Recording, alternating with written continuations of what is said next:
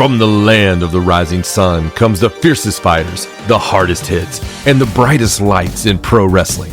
Joshi isn't just wrestling, it's heart, passion, and rebellion packed into every single match. So lace up your boots, crank up the volume, and get ready to dive into the world where idols become icons and legends are born in the ring. This is where passion meets punk and wrestling meets pure chaos. Welcome to the Cult of Joshi with your host, Raja and John. Hello, and welcome back to another episode of Cult of Joshi. I'm your host, Raja, and I'm joined by my co-host, John. Hello. And I have a question for you. Yes? Just a formality, really. Mm-hmm. Do you know what happened to Toni Storm? Do I know what happened to Toni Storm? I'm not accusing you or anything, but, you know, we're just been asking around about, you know, she got attacked and laid out, and there was a lot of shenanigans around, it seemed, so... I've been told that good people don't speculate. A lot of people on the internet have said things like, you should be ashamed of yourself for speculation. People on the internet do like to say that. I mean, listen, from where I stand, she showed up. They didn't expect her to be injured. They expect her to be in an angle. Yes. She went down, and they quickly filmed what they filmed. Yes. So she was present of mind enough to be able to lay on the floor and let them film that. That's fair. Yes, it's a whole thing. It's so funny. Like, we talked about it last time about her getting laid out, but now we know the news, right? That she is going to be out for the foreseeable future, which is sad. But at the same time, girl, go recover. Okay, wait. Here's my thing. Okay. Where's that news from? That's true. Like, who's telling you that? One person has said that. Yeah. There's not been a single official statement from AEW. No. There has been one statement from Meltzer saying she's going to be out for a very long time. That's true, yes. For all of 2026. You got to take everything with a grain of salt, right? I know anybody who was watching the live stream knows that Tony calls Dave. Yes. Because Dave has the old man phone that goes, ring, ring, Tony Khan. It tells him who's calling. It's like, God damn it, Dave. God damn it. I defend you all the time. You put your phone on silent during the show, please. It's so funny. I mean, and he should. And you know what? There should be a Paul Levesque. You know, and I mean, there should be a lot of names calling him up. Really, yeah, because everybody grew up the same way. Reed Meltzer, yes. But the whole thing is, he said that. Now, who told him? I don't know. And so, what would you have found out between the pay-per-view and then? It wasn't an injury, and they did make that clear. So, if we're believing the source for the one thing, we got to believe the source for the other thing, for all the things, right? So, it's not an injury. Some people say the juice got loose. That's always a possibility. So that's the biggest speculation, right? Yeah. I mean, they have been together a long time by now, so it's always possible. It was a big Randy night on the pay-per-view night. We're just being cautious. You never know. And then there's other stuff too that you always got to think about, especially in the world of performing. Yeah. There's a thing that when my time in the business, I can tell you at a smaller level, it was rampant. Yeah. And people get alcoholic, people get on drugs, people get and take care of those things when they can. I don't think that would be any of those things for her. I mean, we've seen it before. But we don't know her private life. So if it was something like that, we'll never hear it. No. It'll be weird whispers, like, you know, imagine like a church from the 50s. Someone will show back up one day and you'll just have two old ladies in the back just... Of course, they know everything back there. We'll never hear about it, and we shouldn't, right? Right.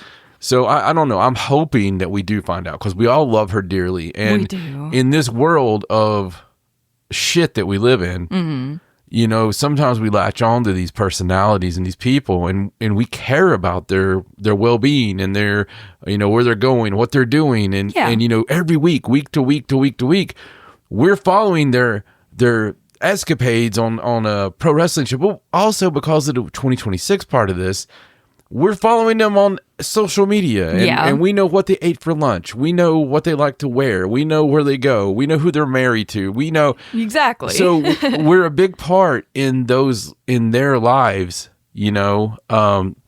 So it's just one of those things. It's nice to know. It is, yeah. So I don't know. I hope they let the fans know. I personally don't need to know. Yeah. But the majority of fans, I think, would. Yeah, I just love that she did this whole thing like in the most Toni Storm way possible with like the look in the picture and find all the clues and stuff. Like, I love that she went through the effort to do that, at least just to give the fans one last little show before she takes some time off. It's very Toni Storm of her. Do you know what somebody needs to do, though? Oh, this is a completely side story, but since we're randomizing right now, do the chaperone like gimmick, like have one of the girls, the heel, just make one of the daughters from like FTR's daughter or something, you know, like have the security push them away, and have, just play on this big story right now. Oh my god, that would be so funny. What do you think about it? What's your take on that? What do you think about that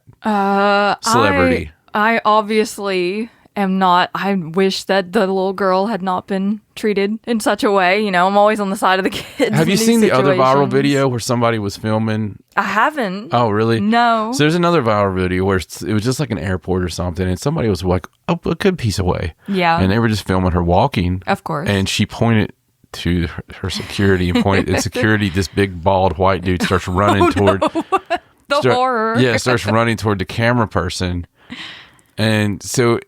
It's not the best look. It's not, especially when you willingly put yourself out there as a personality, right? Like, you're going to get those. You're going to get fans. Yeah. Isn't that what you want? So, do you remember when I was Walmart famous? Yes. So, in our community where the TV show came on, I couldn't go to, and I came up with the Walmart famous thing as a funny rib on myself, because I was like, I can walk in anywhere upstanding and they'll never know who I am. Right. But I can walk through Walmart at 2 a.m. You can stop like 5 times. And in the towns that we worked, and people, you know, because they watched us on TV on Saturdays, and I was a dirty, filthy hill. And, right. You know, it's like, oh, John Hawkins. And so all this stuff. So, but even then, I took time.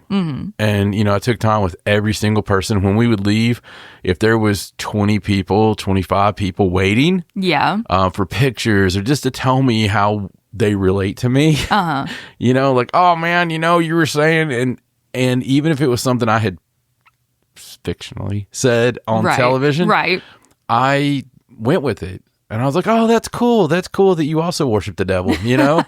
I had, you got to relate to them. Yeah, I had no idea. But when I was in a band, it was the same thing. Like, I would always take time. And you get wacky people. Right. You get really wacky people. You do.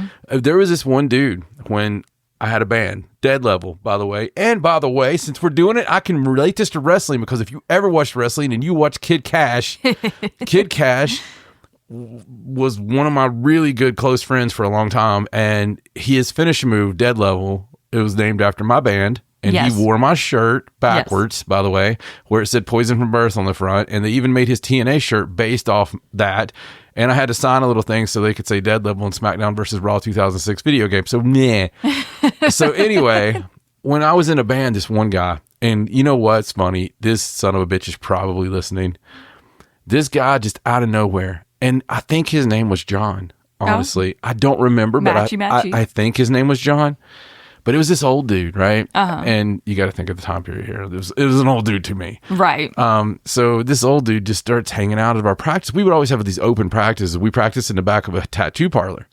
So people... They just walk in. It was on a college campus at a tattoo parlor right beside a bar. Oh my God. So yes, we had a lot of people. We left the door open. We would just play in the afternoons 3 times a week. Doesn't get more rock than that. and you know, we would always have sororities and fraternity people. Just people come through. And this one dude was always showing up, man, and he just out of nowhere was just like, yeah, I'm your guy's manager.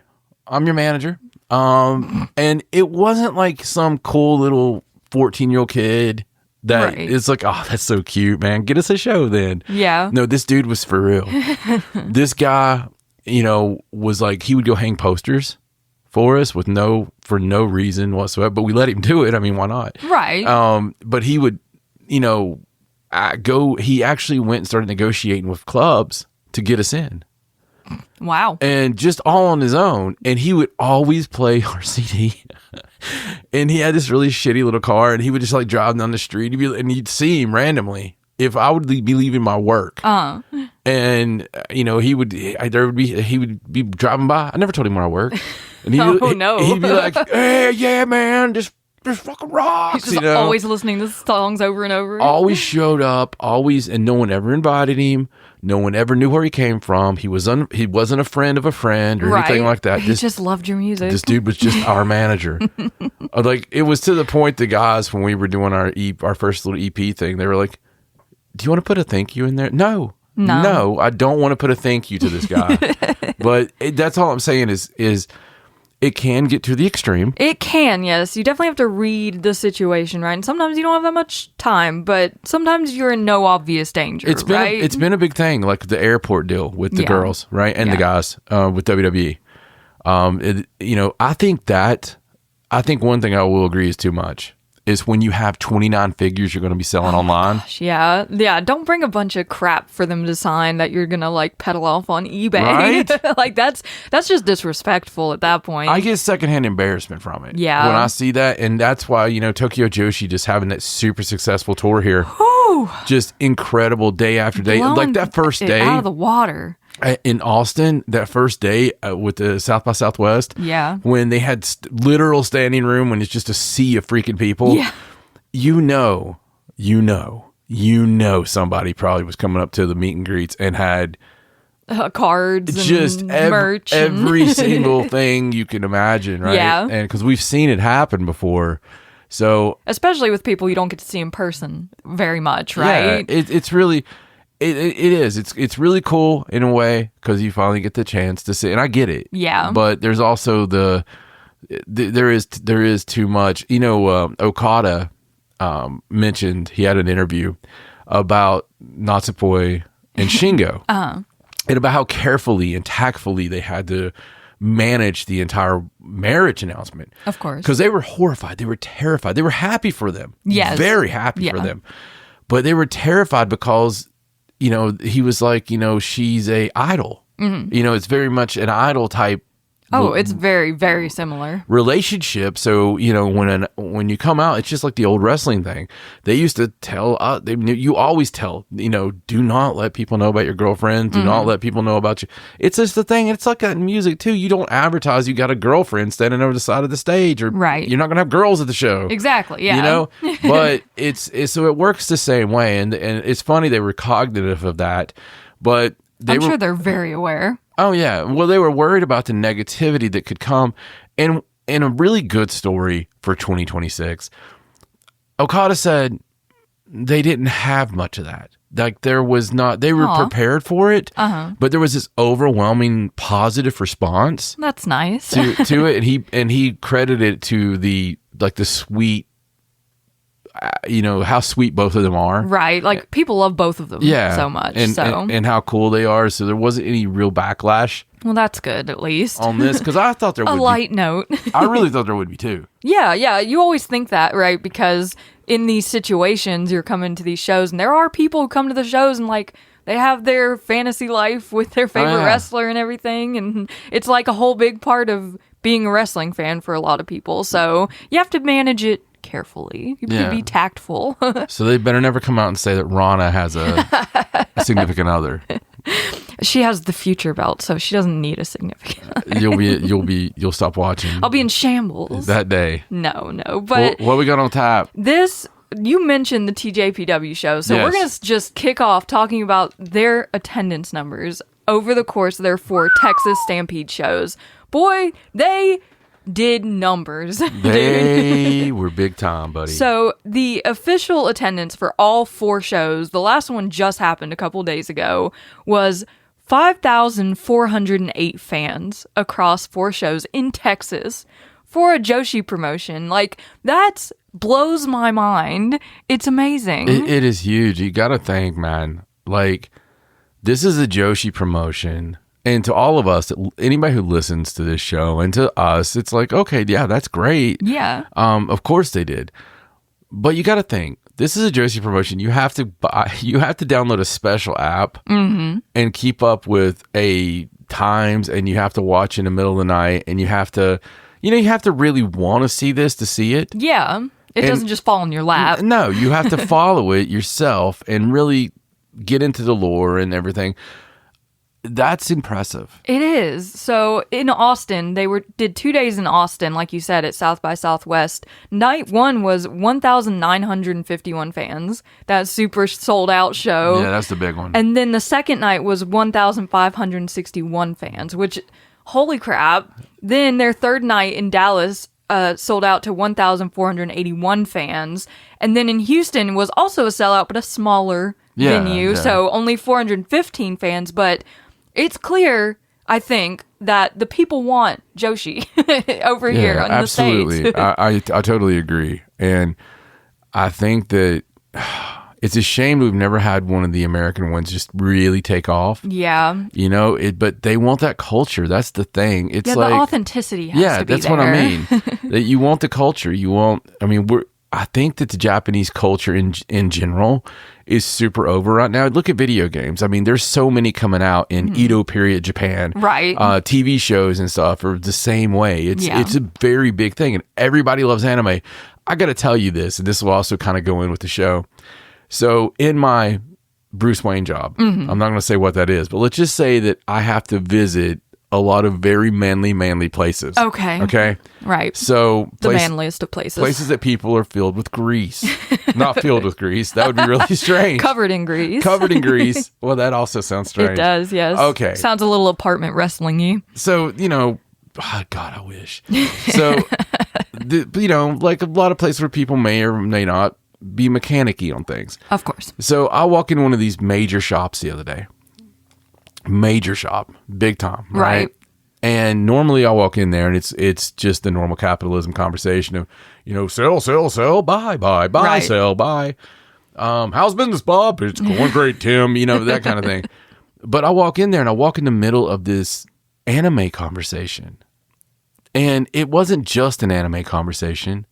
It was a deep argument amongst like 7 men. Wow. Just talking about anime. Were they in a circle? Yeah, and they were in a circle, and only one of them was super uncomfortable. There was only one older dude with the hair combed to the side, that was super uncomfortable, and you could really tell that he had heard a lot that he didn't want to hear. He wants to be a part of it, but at the same time, he's like, "What am I listening to?" They were talking about like some questionable things of course, in anime over the years and all this stuff and how much they love this, but they knew like little nuances of the shows. They knew like every single thing, and it wasn't just one, it was all of them, right? So the guy I brought with me, he brought up something, and I didn't know that about this dude. I had no idea. You're a closet anime watcher. But that just goes to show you, that culture, the Japanese culture is super. It's always been kind of mystical and exotic to us. Yeah. But I think that it's just so 180 from what we experience. Right, like just, calls to people. Yeah, I mean, like some of the things we love is the respect on a subway. Yes, being able to go and sit down and not have somebody look at you. Yeah. Or spray paint your face or anything like that. That is nice. Pick up your trash.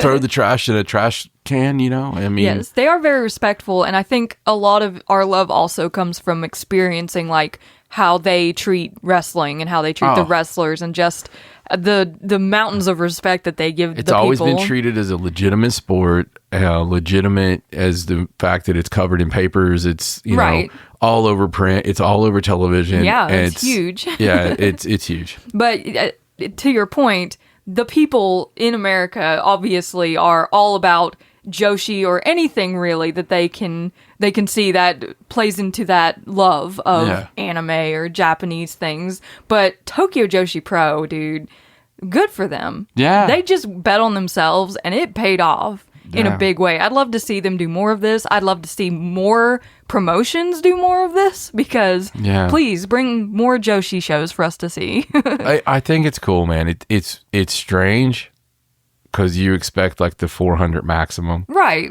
But it's awesome, It's amazing. Yeah. But we had 2 big shows this week that we watched, and this is kind of going to be the story of March 22nd and the 2 shows that happened. And I want to go in chronological order because I feel like it just makes more sense if we do that. So we're going to start off with Sareee-ISM 10 on March 22nd at the Yokohama Budokan. Speaking of big crowds. Speaking of, this card drew 2,693 fans to Yokohama, which is so far the largest crowd at a Joshi show this year. But it's still early, but that's pretty great number for Sareee to have drawn. And she put a great card together, so it's her 15th anniversary, you know, so she pulled out the big guns on this one. But we kicked off this show with a couple of pre-show matches. Starting off, Akari and Sayaka Toyota defeated Udashima and Yuka. And then Kikyo Furusawa and Selena Misora went to a time limit draw for 10 minutes. So some really fun, younger girl matches to kick us off on Sareee-ISM. Yeah, very awesome that they had 2 pre-show matches like that. It is cool, yeah. So you got more of those girls on there to give them a little bit, get in front of the big crowd. I will make something for Sareee. I say Sareee, you say sorry. I say it both ways. I try to say it one way, but it just never happens. One thing for Sareee, I will say, can you please be more communicative with when the pre-show starts? Because if one was to look up the poster for this, yes, you would not have tuned in time. I've gotten used to them just baking the pre-show time into the start time these days, but there's a little dark match happening, and it's like, oops, it's a little earlier than we thought. Yeah, we tuned in in the middle of the second match. It's difficult too when you're getting up at 3 a.m. and you're trying to figure everything out and how to stream it and stuff. So it takes a little getting used to. But we kicked off the main card with a match between Rina and Amu Fujiwara versus Miku Kanai and Chi-Chi. So we got a little LLPWX here versus Saree's favorite girls, who are always seconding her. And it was a brawl, as you would imagine, a little clunky at times. You know, these girls are still learning. It was good clunky. But they struggled a lot. It was really cool. Not struggled like that, but the moves, they were struggling against each other. Struggle. It was really cool to see Chi-Chi, of course, in there with all those kicks and Rina giving them right back. Holy crap. When we talk about the struggle, just for anybody new, for anybody new to the show, we love the struggle. And if you want to see the struggle, go back and watch Manami Toyota. Yes. So everything Manami Toyota did, it looked like a struggle. When she wasn't going quietly. When she did a suplex, you could see the ripples in her leg muscles. You could see that she's pulling this suplex. Yeah. You know, when she's jumping to the top rope, it's like, is she going to make it? Is she not? It's real in the fact of body slams. They just look different. They just look like, it's boom. Painful almost. Yeah. And it's almost like you sell as you're given a move. Yeah, it's really cool. It puts that extra layer on things. So and it's so funny. It's just because you don't even miss it until you see it. Yeah, and then you're like, oh, you're like, why is cool. everything not like this? But this match definitely had the struggle. Yes. So Miku Kanai finished this one off with a German suplex hold on Amu Fujiwara to win for her team. Then the next match was our singles match between Vinny and Hanako. So 2 big, strong girls going out there to brawl against each other, and they did what you expected them to. They just threw hands, essentially. Yeah, they did. Now, a little criticism. A little bit. Did it not seem like Hanako got jobbed out to you? She didn't get a ton of offense in this one. No, Vinny she ran the match. She was on top pretty much the whole time. Yeah. So and it just seemed like maybe it was 3:00 in the morning. I don't know. It just seemed like Hanako didn't hardly get anything. Yeah, she definitely didn't seem as much of a monster as she did in that match against Rana, right? Right. She wasn't in control at any point. Vinny did win this match with a moonsault press, so she goes over Hanako, but I love seeing these big girl matches. They're always fun. Yes. In the next match, we saw Kuroshio Tokyo, Japan versus Shin Hirota Sareee. Oh my god. We just have to talk about how good of a Sareee Shin Hirota Sakura made. Just coming out. She came out.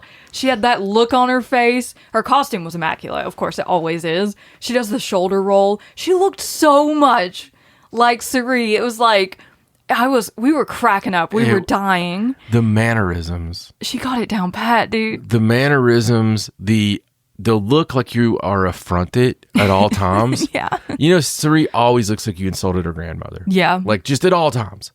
And she had that look, walking around like... It's just, it's hard to even put into words the face that I just made.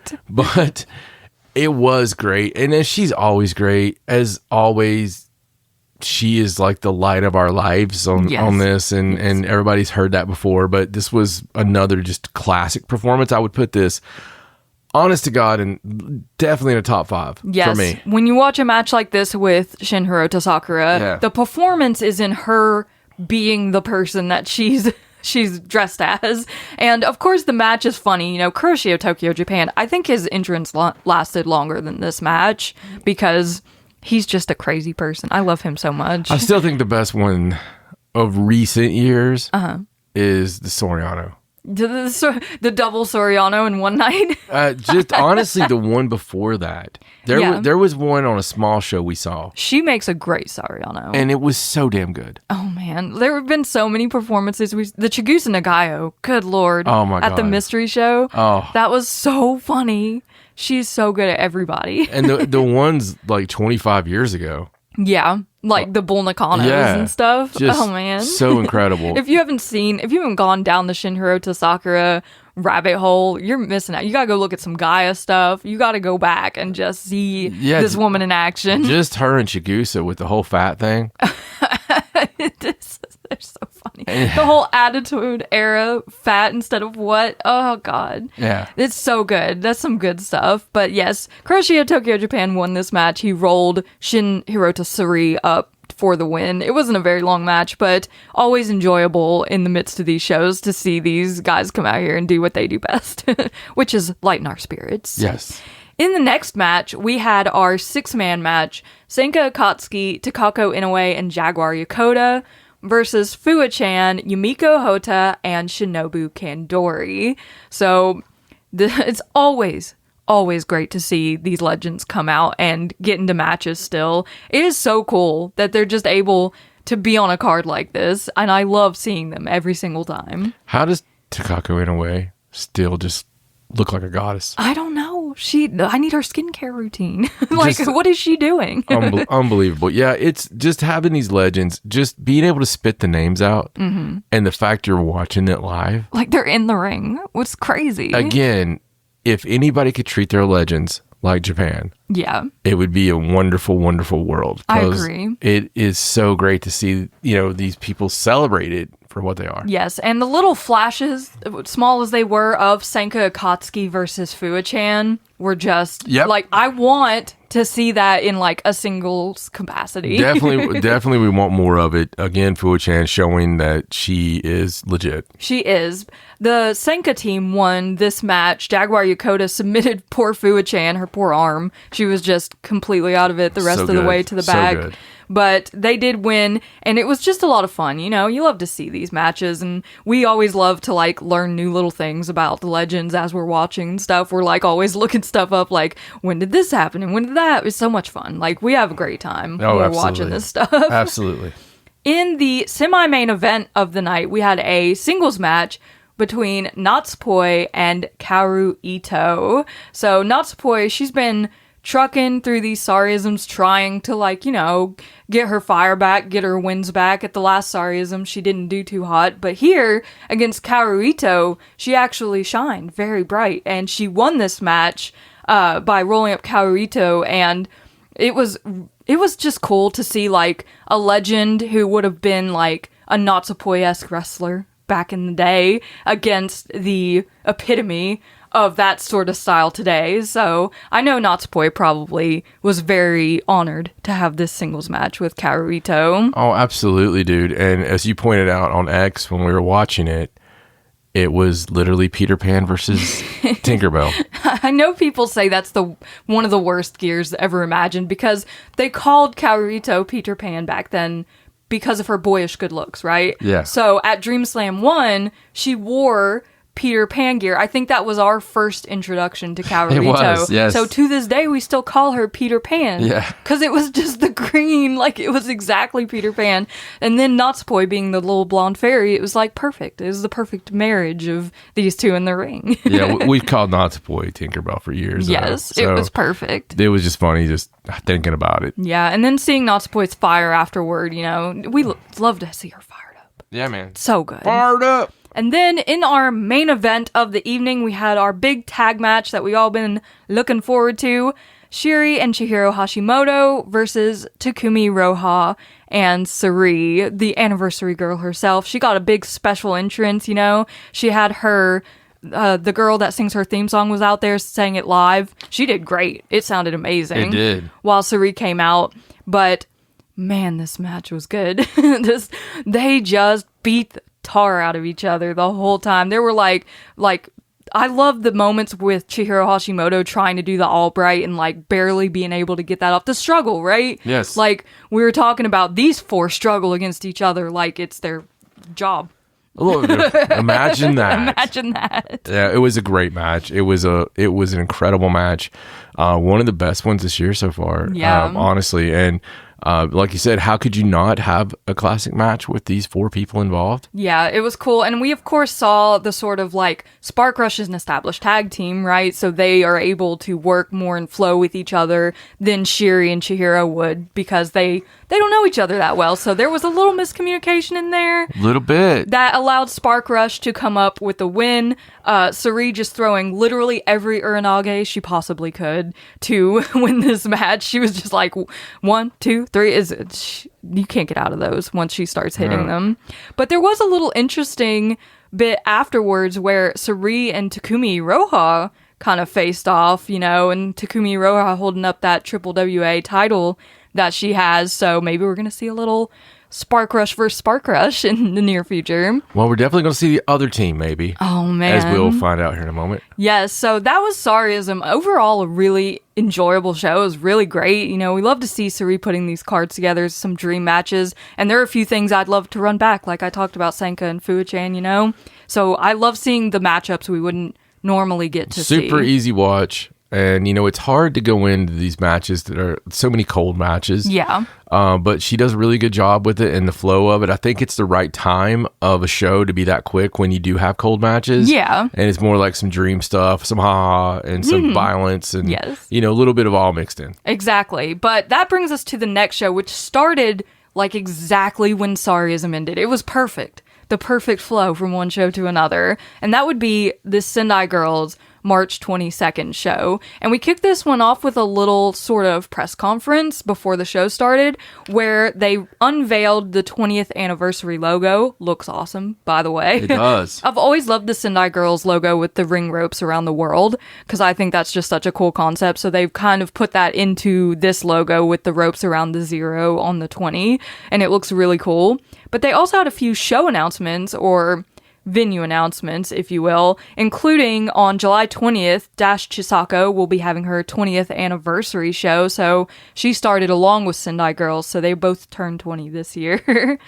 And on the 28th of July, they will be holding a show in Yoyogi National Stadium. And then in October, on the 10th, they will be holding a show on Sendai Sun Plaza Hall. So Sendai Girls continuing to look up the ladder when it comes to their venue sizes, trying to get more and more to hit that goal of theirs, right? To hit the Budokan. They're not the only ones. Another thing Okada said during his stuff was talked about Tokyo Dome. Oh, they keep bringing it up. He's talking about Tokyo Dome and talking about how they have to up everything and get it's totally going to happen. I feel like it can't not happen at this point. Like, you've put it out there so much now. Bro, you're a writer, okay? We both are, and we both know that what can you not do in a story? You can't foreshadow something right. and not have it happen. You have to have a payoff if you bring it up. Yeah, exactly. And I think all these Joshi promotions are going to hit their goals. I think Sareee even talked about wanting to do a show in the Nippon Budokan, the holy ground of pro wrestling in Japan. So everyone is shooting for the stars as far as Joshi goes, and I love to see it because they deserve it. They deserve all that fanfare.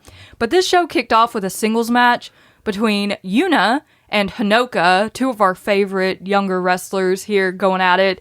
Yuna winning this one with a roll-up. She rolled Honoka up out of a fireman's carry, which was really cool to see. It was like just a cool little sideways move. It was really awesome. Yeah, and it was funny because when we were watching it, I was doing my my alternate commentary for Rasha, and It's a good time. Some matches I do that, and I'll really put stuff over like an old 1950s commentator. And when she did that fireman's carry roll, Yeah. I was just like, oh, that's the super fireman's carry roll, rolls him right out the door, and like going all through it because it was different for her, and there was a few things like that in there, and everything that I pointed out came back up later. It did. It was funny. We weren't expecting it, right? Because it wasn't until after this match that Yuna requested of Meiko Satomura that she be in the match against Chihiro Hashimoto, which was supposed to be Yurika Oka, who was injured in the show before this one. Yeah, get well, Oka. I feel so bad for her because she'd been looking forward to this singles match with Chihiro Hashimoto,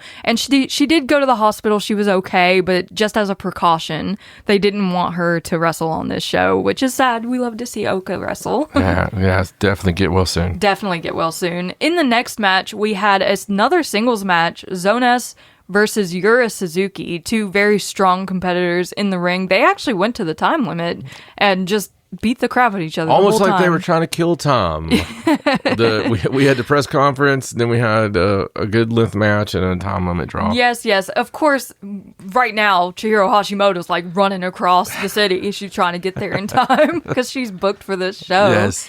In the next match, we saw a 6-man match between Sora Ayame, Ai Hozan, and Mio Momono versus Miyuki Takase, Spike Nishimura, and Hiroyo Matsumoto. So a little Marvelous versus Sendai Girls. I love seeing more of the Marvelous Girls over here in Sendai. It just makes for so much fun. Yeah, and I thought this was going to be my match of the night. I really did. It was really good. It was really damn good. Spike Nishimura looking like really good lately. Yeah. She's been training very hard since she joined the Sendai Girls. Jesus Christ, Spike. Let up on the shoulders a little bit. She's getting strong. It's like somebody bought her a weight set and all it had was military presses. Because it's just like, holy crap, it looks amazing, right? Yeah. It looks amazing. She looks And awesome. I know how you are about shoulders. Man, So it's they gotta calm down. She's gotta calm down, okay, a little bit. She was kind of the star of this match. She had a lot going on in this one. Of course, we love Mio Momono in there being her crazy self, but the Sendai Girls team did win this one. Spike Nishimura hit Sorayame with the Michinoku driver to win the match for her team. All in all, a great match, though. Very exciting. It really was a good match. Then we got the announcement after intermission that we were going to have to switch the semi-main event and the main event because Chihiro Hashimoto had not yet arrived at the venue. So we had to switch those matches around, push Chihiro's match to the main event and hope that she makes it on time. So for our semi-main in this show, we got a tag match, Manami and Ryo Mizunami versus Dash Chisako and Mika Iwata. What a fun match. It was. I always love to see the matchup of Manami versus Dash Chisako because I don't know what it is about those two, but Dash always like tries to kill Manami and Manami's just flying around everywhere like a crazy person. Yeah, it's a sight. It's a sight to see. It's amazing. There was, of course, the classic Ryo Mizunami happy chop time in this one, and she just obliterated Mika Iwata. It was the happiest chop time of all chop times. Oh my god. It was had so to crazy. be 3 minutes It or was longer. It was so long. My God. Mika just, Dash yelling from the corner, not helping, just encouraging her, and Mika's just standing there, like, taking it all. It was crazy. I think she broke her own record on this. I think so. They did Yeah, announce they it. did They were announce like, happy chop time, and everyone cheered. It was Yeah. great. I love Ryo Mizunami. She's such a gem. Manami and Ryo did win this match. Ryo Mizunami slamming Miki Iwata for the pin, which is really cool. So it was just a really fun semi-main event. Like, these four are always going to put on a great show when they're together. Absolutely. And that brings us to our main event of the evening. Chihiro Hashimoto has made it to the building. She's here, and she will be going one-on-one against Yuna. And when you see this match on paper, you kind of think it's a one-sided affair, right? You think back to like Chihiro Hashimoto versus Sareee Yamaoka or something like that, you know? Yuna's still very young in her career. She's coming up the ranks a little bit, but Chihiro Hashimoto is a Sendai Girls world champion. So, you know, there's a little bit of a disparity there. But when I tell you that Yuna came in here with her teeth gritted, with all the determination in the world, it was amazing to see the intensity, the struggle, just how good this match was. From the wrestling to the higher flying moments, and just it was so good. These two match up so well. I was so impressed by this match. This match was way better than it deserved to be. It was way better than I expected. And I was happily blown away by this. And I was blown away by the fact, as you said everything. But Yuna just really exceeded expectations. She did. And the wrestling part of this, starting out with the wrestling and the story, Yuna trying to do single legs, trying to do double legs, and, the wrestling just not working, but then going down and reversing some moves with her. It's amazing. It was just so good. And then it got, into more striking, and there was times, she had high spots or hope spots in there where, really looked like something could happen. She could make something happen. And I loved because the whole time we got to watch Satomura popping at ringside. Yeah. You don't get to see that all the time with her. And where she was positioned in the Okada seat. Yes, we got to see her face the whole time. It was really cool seeing her react to this, and it was just a really great match. I loved it, and I feel like it was somewhat of a star-making performance for Yuna, because I think that it pulls her up the card in that loss to show the heart that she showed. Yeah, absolutely. And like you said earlier, some of the things she did in the earlier match came back around, like that fireman's carry roll, which is crazy that she's able to even pull that off on someone like Chihiro Hashimoto. But I thought this was a crazy parallel almost to, we went down a little bit of a rabbit hole this week with Manami Toyota versus Aja Kong. Yes. And it kind of reminded me of that, like just the underdog frantically struggling against a much stronger opponent and doing everything that they possibly can in their arsenal to win the match. But Chihiro Hashimoto did win out in the end. The ending sequence was pretty cool. She hit 3 lariats, but she kind of gave them time in between and like allowed Yuna to get up after the second one, in particular when Yuna was clearly done, Oh, yeah. But she did hit her with one more huge lariat to finish the match. Expected winner, but unexpected match. Very, very good. This one is one you should go out of your way to see if you have Wrestle Universe and you just feel like watching a good match. It really was. It was great. And the whole show was really good. It was. Sometimes Sendai Girls can almost, be a bit repetitive at times because of the smaller roster and they only have so many people. But the shows, when you give them a chance, are always great wrestling and always great struggle. Yes. Struggle's the word of the day. They do amazing things in Sendai Girls. There's some of my favorite matches come out of Sendai Girls because the girls are just so passionate about what they do, and you can see it especially in the backstage stuff that they post. Like, they love this, and we love to watch them do it. We do. But that wasn't the end of the night. While Chihiro Hashimoto was closing up the show, she had a little visitor. I thought this was so funny because in my head, I just imagined a cartoon of Chihiro Hashimoto. Like, it shows the map and you see the dot that's Chihiro, like, running through the streets. But then you see this other dot, like, following her, and they go, like, different directions, but they're all heading to the same place. And Shiri comes out from the back after having just teamed with Chihiro, like, an hour earlier. It's so funny. But Shiri, I guess she wasn't done with Chihiro Hashimoto. She had some more to say. She came out here and challenged Big Hash to a singles match, which I am totally down for. Yeah, it'll be great. I mean, it'll be fantastic, man. And again, those two, you can't go wrong. No. So it'll just be violence personified. Yes, and I will put my fantasy matchup now out there. I need Shiri versus Takumi Iroha one-on-one. I know they've faced once before, back in 2021, but it's been 5 years. I need to see it again because their matchup in that tag match was crazy, and I need all the Shiri singles matches, actually. Like, just give them all to me. No, I'm with you, man. Right now is the time to get it. Yes, while she's got that belt, right? You get some challenges, some defenses in there, but March 22nd was so much fun. Like, I love having double header shows like this. Me too. And not to leave anybody on a down note, it's a positive note because of being like one of the most influential, positive things in my life, as far as studying incredible wrestling and studying incredible tag team specialist. But I want to say a little rest in peace to Loverboy Dennis of the Midnight Express. We lost Bobby a few years back, and I had the privilege of getting to work the Don't Tell Bobby show that Jim came down to. I think that might have been Jim's last public outing. In fact, I'm sure of it. That was his last public outing at a wrestling event. Was that one, to my knowledge. But, it was on Fight. It was live on Fight. And, that night was a big Midnight Express celebration pretty much. William Regal, everybody got involved in it. But just a great, great time then. And, Dennis has had his troubles last few years. I got to work a couple of shows with Dennis over the years. But, one of the greatest tag teams of all time is gone now. It's, Dennis and Bobby. Stan's still around because they did have Stan Lane come in, who's like my... I know the reason I like hot guys in barns, but no, it was it was one of those things you expect but you don't expect at the same time. So rest in peace, Dennis. And rest in peace, Dennis Condrey.